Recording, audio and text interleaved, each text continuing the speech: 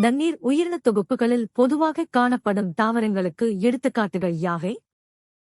ஏ. அல்லி, water Lily. B. கள்ளி, கேக்டாய். C. புற்கள், crosses. D. Pine மரங்கள், பைன் ட்ரீஸ். சரியான பதில் ஏ. அல்லி, வாட்டர் லிலி. தீபகற்ப பீடபூமிகள் உள்ளடக்கிய தோராயமான பகுதி என்ன?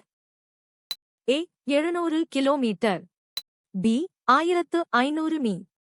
சி. 56,275 சதுர கிலோமீட்டர். டி. 16 லட்சம் சதுர கிலோமீட்டர். சரியான பதில் டி. 16 லட்சம் சதுர கிலோமீட்டர். கூடை முடைதல் எந்த வகை தொழிலுக்கு எடுத்துக்காட்டு?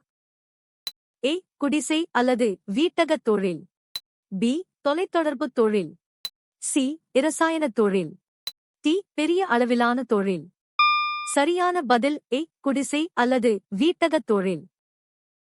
நீங்கள் எத்தனை சரியாக பதிலளித்தீர்கள்?